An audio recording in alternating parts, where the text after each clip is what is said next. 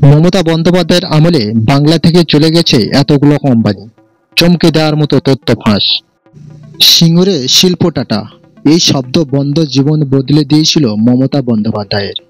পশ্চিমবঙ্গের ভাগ্য বদলে দিয়েছিল এই শব্দগুলো। তারপর থেকে শুধু লড়াই রাজ্যে বিনিয়োগ আনার জন্য। কিন্তু আসল পরিস্থিতি কি জানেন? মমতার আমলে বাংলা থেকে কতগুলো কোম্পানি চলে গেছে, জানতে থাকুন এই ভিডিওতে। কয়েকদিন পর বিশ্ববঙ্গ বাণিজ্য সম্মেলন, সেখানে ভিন রাজ্যের পাশাপাশি আন্তর্জাতিক উদ্যোগপতিদেরও আহ্বান জানানো হচ্ছে। তবে এসবের মধ্যে কতগুলি কোম্পানি বাংলা থেকে অফিস সরিয়েছে সেই সংক্রান্ত একটি বিস্ফোরক তথ্য সামনে এসেছে।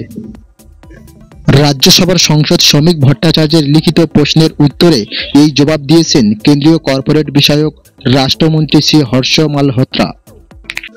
শ্রমিক ভট্টাচার্য প্রশ্ন করেছিলেন 2019 থেকে 2024 সালের মধ্যে পশ্চিমবঙ্গ থেকে কতগুলি কোম্পানি তাদের রেজিস্ট্রার অফিস ভিন রাজ্যে সরিয়ে নিয়ে গিয়েছে।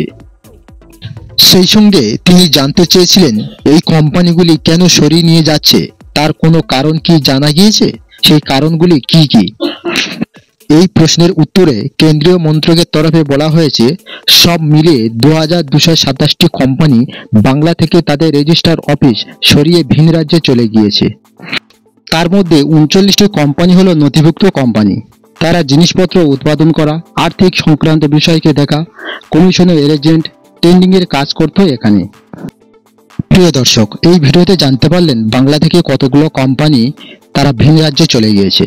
আশা করছি ভিডিওটা অনেক ভালো লেগেছে। ভালো লাগলে অবশ্যই লাইক শেয়ার করুন, আর চ্যানেলে নতুন হলে অবশ্যই সাবস্ক্রাইব করুন। আর সব ধরনের আপডেট পেতে পাশে থাকা বেল আইকনটি প্রেস করে দিন।